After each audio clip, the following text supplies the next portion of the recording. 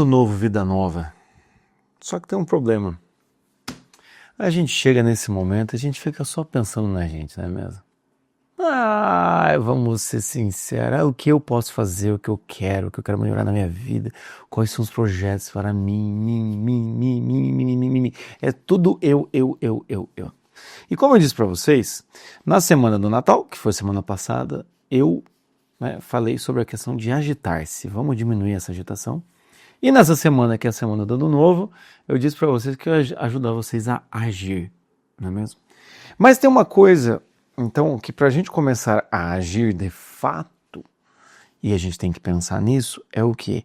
É se vale a pena de fato eu ficar olhando só para mim, ou se quando eu vou pensar nesse ano de 2026, eu não tenho que olhar para fora. Porque o ano novo, muitas vezes, a gente fica nas minhas metas, no que eu quero para mim. E esse o que eu quero para mim, às vezes, dificilmente enquadra qualquer outra pessoa. Eu sei que parece paradoxal, porque quando eu fui falar para vocês das metas com bom senso, a primeira coisa que eu disse foi, faça metas que dependem de você, né? Relembrando lá o que eu falei no vídeo do dia 29, né? Faça metas que dependem de você, que elas sejam palpáveis e concretas, elas são mensuráveis, e você divida as metas que são de curto, longo e contínuo prazo, e por último, você sabe que vai dar errado. Então são esses pontos aqui que eu levantei, né? Mas Jota, se a coisa depende só de mim, ela não deveria ser voltada para mim, não. Ela deveria ser voltada para o outro. A nossa ação tem que ser voltada para o outro. O agitar-se, veja, é um verbo reflexivo. É reflexivo que diz. Reflexivo, ou seja, você se agita, agitar-se, eu comigo mesmo. O agir não. O agir é no mundo. O agir é para fora. Então, o que eu quero que você pense hoje aqui, no vídeo de hoje, é esse olhar para fora. O quanto você está olhando para fora e o quanto esse seu ano novo e as ações que você vai tomar é realmente para ajudar os outros. Por quê?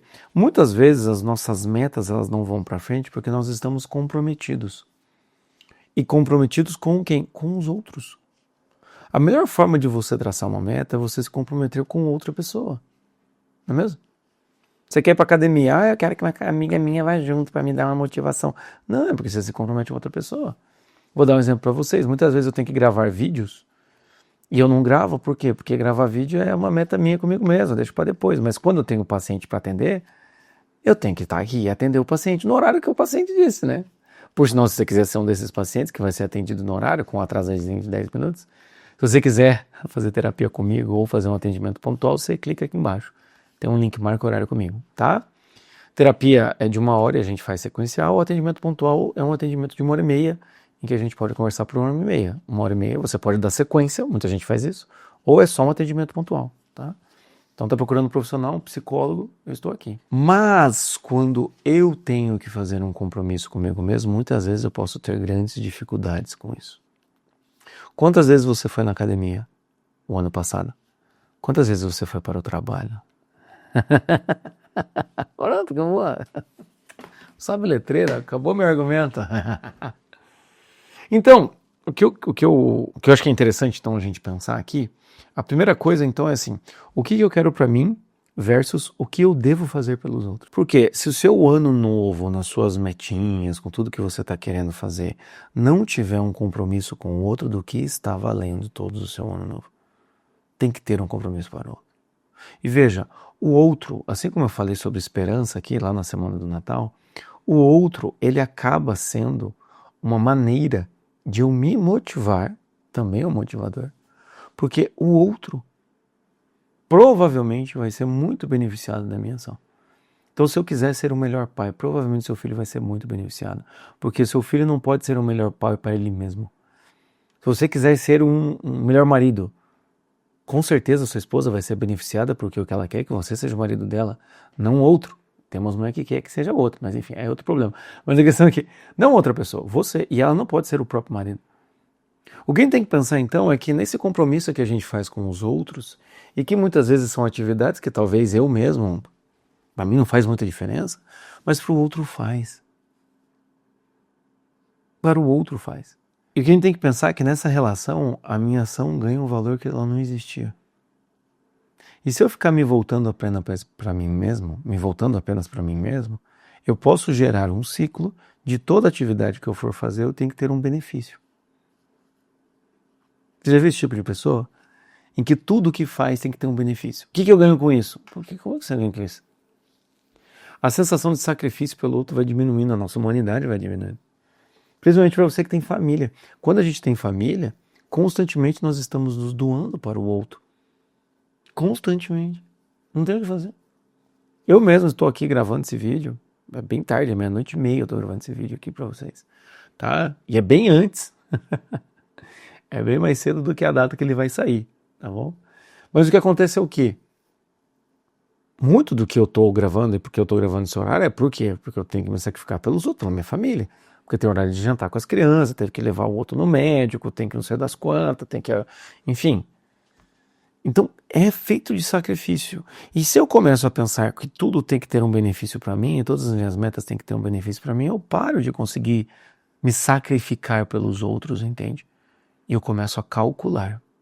O grande problema que eu acho hoje em dia, é bom quando a frase começa com um grande problema, o grande problema que eu acho hoje em dia é que nós trocamos, né, a nossa capacidade de sacrificar pela nossa capacidade de contabilizar. Melhor, a frase vai ficar mais bonita ainda. Um dos grandes problemas é que nós paramos de nos sacrificar e começamos a calcular. Paramos de nos doar e começamos a ver o que vale a pena. E lembre-se, se eu falo alguma frase boa, por favor, escreva aqui embaixo. Escreva a última versão, por favor. Aí o que acontece? Então, nesse sentido, é que a gente vai percebendo que o que eu quero para mim tem que estar de acordo, em comunhão com o que eu devo fazer para os outros. Falei para você, essa semana eu ia explicar e conversar com vocês sobre essa questão da ação, né? Então é isso. O que eu quero para mim vai beneficiar o outro. E não vai beneficiar, às vezes, o outro de forma secundária, entende? Esses dias eu estava atendendo uma paciente, vamos ver se ela vai ver essa história. Ela falou, não, eu estou emagrecendo pelo meu marido. Eu falei, parou. Pode parar. Não existe isso, entendeu? Não existe isso. Não, eu tô emagrecendo para ele também me achar bonito. Não, para. Você está emagrecendo porque você quer emagrecer. Porque é bom para você, entende? Mas que vai beneficiar o seu marido também. Não, eu sei. Eu falei, tá, você colocaria silicone para beneficiar o seu marido, já que a gente tá falando sobre beleza física? Ela falou, não faria isso. Eu falei, então, você não está fazendo isso pelo seu marido. E eu falei, não tem problema nenhum você fazer por você. E de uma forma secundária melhorar seu casamento, que você vai estar mais bonita, coisa e tal. Inclusive, ela emagreceu bastante, né? Ela tá aí nesse processo aí do Monjaro. E daí ela emagreceu bastante, enfim, claro, ela falou que ela está mais disposta fisicamente, enfim, né, para cuidar da casa, enfim, dormindo melhor, obviamente que está melhorando. Mas de forma secundária está ajudando o marido. Então, às vezes, o que acontece? Nós temos esse tipo de coisa. Estou falando que é errado? Não, muita coisa na nossa vida é isso, entende? Tem muito cara que fala assim, não, porque eu quero ganhar muito dinheiro para poder ajudar minha família. Mentira, para você poder comprar carro, para você achar que você é rico, que você pode, entende? Vai ajudar a família de forma secundária, porque você vai querer ter uma casa melhor para morar e junto tá sua família, então você vai ter que levar sua família junto. Mas tem muito homem por aí que fica rico, encontra uma casa melhor para morar e não leva a família porque ele se separa. Mas enfim, o que a gente tem que pensar é que tem coisas que são assim, de forma secundária pode ajudar a minha família, pode ajudar as outras pessoas ao meu redor, enfim, né? Mas tem outras coisas que eu me ajudo ajudando diretamente os outros, não de forma secundária. Vou dar um exemplo, um sonho que eu tenho, não consegui realizar, até vocês já estão até vendo o horário que eu vou dormir hoje. Acordar cedo, antes dos meus filhos, para quando eles acordarem eu já estar acordado. Isso é algo que é bom para mim? Mas isso é bom para meus filhos também. Acho que vai ser melhor para eles do que até muito que para mim. Eu gostaria de acordar primeiro. Meus filhos não me peguem na cama dormindo. Isso é uma coisa que eu venho pensando há muito tempo, mas não consigo. Tem dia que eu consigo, tem dia que eu não consigo. Entende? Pra tirar aquele clima também de puta, pior acordou, que saco, velho, eu vou ter que levantar, entendeu? Isso já é uma ação. Pensando no outro. Pensando em mim mesmo, pensando no outro. Pensando em mim mesmo por quê? Porque eu sei que se eu dormir cedo, tipo, sei lá, 10h30 e acordar às 6 todo dia, uma forma de regular a nossa saúde mental e uma forma de regular o nosso dia a dia é nós termos horário de previsão de dormir e de acordar. Isso funciona muito bem pro corpo, né? O algoritmo do corpo é quase um algoritmo, né?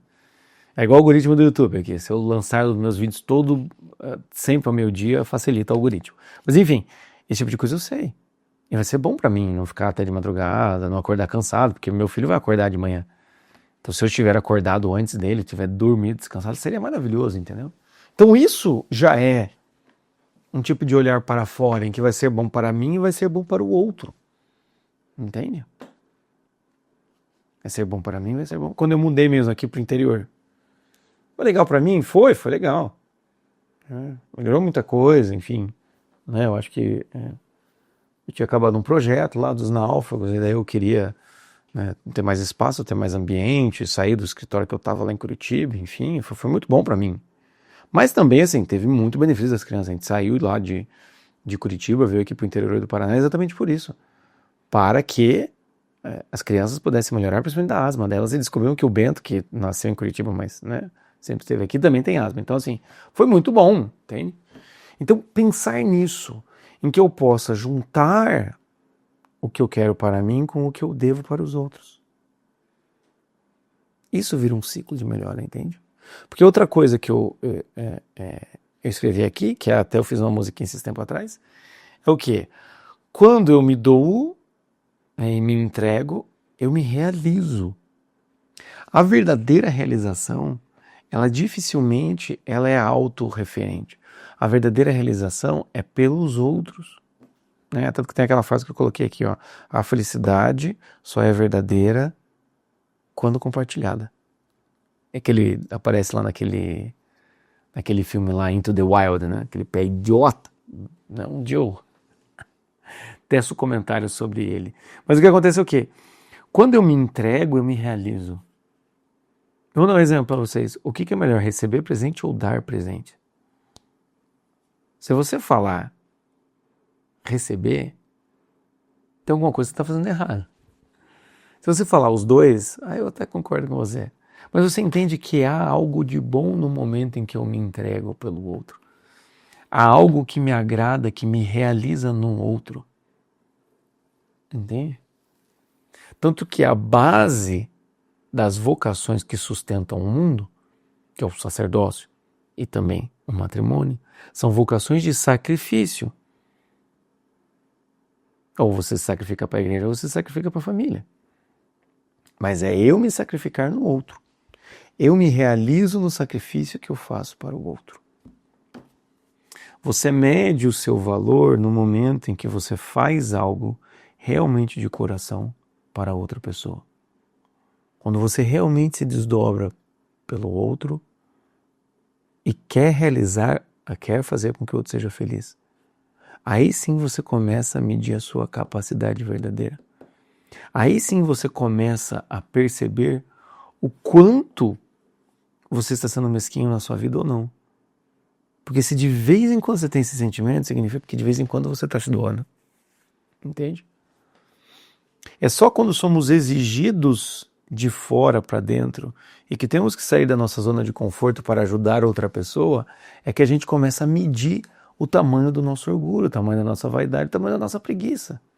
É aquela frase, né, que eu vi esses dias aí, assim, todo mundo se considera bom até que tente ser bom de verdade. Todo mundo se considera bom. Eu sou um cara legal, sou um cara bacana, até que você tente ser bom de verdade. Então tá bom, então tenta ser bom de verdade. Porra, é difícil pra caramba, entende? Então é isso, a gente mede o nosso valor nessa entrega ao outro. Por isso que eu acho muito triste as pessoas que são realmente estão dentro de si, né? Quando eu ouço histórias de... Esses dias eu estava atendendo uma paciente, ouvi a história lá do cara que ela se envolveu, o cara tem 42 anos, acho que é por aí, tem um cargo alto, um concurso público alto, e nunca namorou. E é cheio da grana. Como é que triste? Você entende que é uma vida estéril? Isso é uma vida estéril, isso é uma castração química. Não é química, mas é uma castração existencial, entendeu? E aí? Pra que tá valendo? que está adiantando tudo isso? Entende? É uma pergunta que às vezes eu me faço, o que adianta tudo isso? Eu estava morando num condomínio aqui, que tinha várias casas. A nossa casa, a gente falava que a casa que a gente alugou era por cotas, né? O cara acha que é a casa mais simples que tinha, a casa dos morcegos, que é toda de madeira, enfim. Graças a Deus, foi embora. Aí o que acontece é o quê? Muitas vezes eu via pessoas assim, com umas casas muito grandes. Pra quê? Pra quê? Nada contra ter casa grande, né? Não sou invejoso. Porque eu queria ter uma casa e eu assumo que eu queria ter uma casa. Eu acho que todo mundo que pode ter uma casa grande tem uma casa grande. Tá certo eles, né? Quem pode, pode, né? O que eu acho louco é o cara que tem dinheiro fazer uma casa feia. Aí eu não entendo. Mas a questão é essa. Quantas vezes você não vê pessoas muito ricas, com muitas posses, com muitas coisas, pra quê? Então o que eu quero fazer de reflexão aqui para vocês hoje, que era o meu objetivo aqui, desse olhar para fora, é que você comece a pensar agora nesse ano em integrar essa parte sua interior com a sua parte exterior. Em que, depois de você parar de se agitar, você faça, como diria o João Paulo II, que foi o livro que eu li uns tempos atrás, aí do Amor e Responsabilidade, que a sua autodeterminação, que nasce da sua reflexão interior, que ela possa te fazer algo, possa te proporcionar situações em que o seu interior seja expressado no seu exterior e que nesse diálogo você consiga realmente se doar para o outro. Porque até inclusive quando a gente pensa em sentido da vida, falando em Viktor Frankl, o que a gente vai perceber? Não existe sentido da vida que seja voltado para mim mesmo. Todo o sentido da vida é para o outro. É aquele exemplo, né? É como se fosse uma mesa de jantar em que eu não posso me servir, eu tenho que servir o outro. Eu pego a comida e entrego para o outro. Vocês já fizeram essa dinâmica alguma vez? Às vezes em retiro, assim, de adolescente, a gente faz isso. Você lembra que há muitos séculos atrás, eu fiz isso daí. Cara, é uma sensação estranha, entendeu? O outro tá me dando comida. E eu tô dando comida pro outro, que coisa estranha, entende? Então, nesse sentido, assim, é pelo outro que eu faço as coisas. Se não tiver um outro, é muito raso, né? O Viktor Frankl fala isso, assim. Se o seu sentido da vida, ele pode ser calculado financeiramente, ele não é um bom sentido da vida. Ou seja, se o meu sentido da vida é ganhar grana, se o meu sentido da vida é comprar tal coisa, então não é um bom sentido da vida. Porque ele acaba.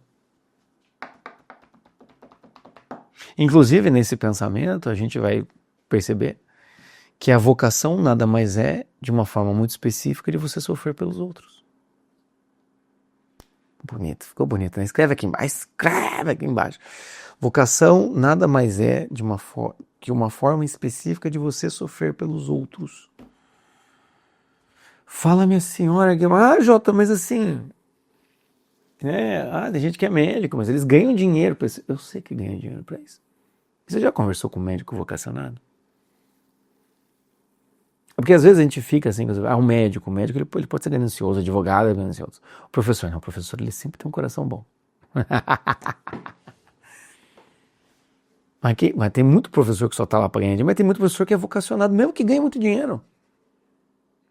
E eu já vi, gente, eu já conversei até com psicólogos, psiquiatras, médicos, que são muito vocacionados, e eles sofrem mesmo ganhando muito dinheiro. Eles sofrem porque eles queriam fazer de outra maneira, queriam melhorar, eles se incomodam, entende? Recentemente eu estou atendendo uma paciente que é médica, e ela falou que quando ela chega no plantão lá, a galera fica meio de cara, assim, meio prestando atenção, porque ela fala mesmo, ela reclama e ela não vai deixar barato, e ela quer ajudar os pacientes, e ela quer fazer aquele negócio funcionar, entende? Ela não vai ficar aceitando o colega médico, vagabundo ali, que tá querendo dar barrigada para poder dormir em plantão. E ela ganha dinheiro. Mas ali incomoda, entende?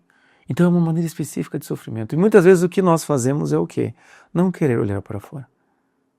Querer apenas que toda ação que eu tenha um benefício direto para mim. E voltando, eu vou terminar aqui lembrando do Viktor Frankl. A felicidade não é objetivo, é uma consequência. Felicidade não é objetivo, é uma consequência. Eu faço algo e como consequência eu tenho a felicidade. Eu não busco a felicidade diretamente. Eu já até gravei um vídeo aqui que a felicidade é tímida, mas curiosa. Ou seja, a felicidade, a satisfação, se você quiser mudar um nome, ela é tímida, mas curiosa. Por quê? Porque quando você tenta buscar satisfação, ela foge de você. Mas quando você está fazendo algo que é realmente bom, ela vem porque ela é curiosa. Mas você tenta agarrar, ela foge. Mas, quando você faz algo pelo outro, ela aparece do seu lado. Ou seja, você quer ficar próximo da felicidade? Então, aguce a curiosidade da felicidade, que ela vai aparecer, entende? Como? Ajudando o próximo. Enfim, gostou? Fez sentido o que eu disse aqui? Então, por favor, me escreva aqui embaixo, tá? Por favor, me mande mensagem, me siga aqui, enfim, esse tipo de coisa. E não se esqueça, do dia 12 ao dia 16 a gente vai ter a Semana do Bom Senso, em que eu vou explicar meu método para você, reconhece, mapeia, imagina e age, e vou explicar o meu projeto terapêutico prático, que é o projeto Minha Vida com Bom Senso. Tá bem perto, daqui 10 dias, tá bom? Já na semana que vem, não é mesmo? Não, na semana que vem não, na outra, né? Semana que vem não é ainda, né? A primeira semana de janeiro de verdade. Mas é na outra, na segunda semana de janeiro. Então esteja comigo. Vai ser muito bom ter você comigo. E eu quero te apresentar como eu enxergo, como que eu resolvo problemas, como que eu enxergo a realidade, tanto na terapêutica quanto também na vida prática. E quem sabe você faz parte aí da segunda turma do projeto Minha Vida com Bom Senso. Beleza? É isso, meus caros. Eu encerro por aqui. Espalhe a palavra com bom senso para os corações que precisam e a gente se fala, tá? Um grande abraço, até!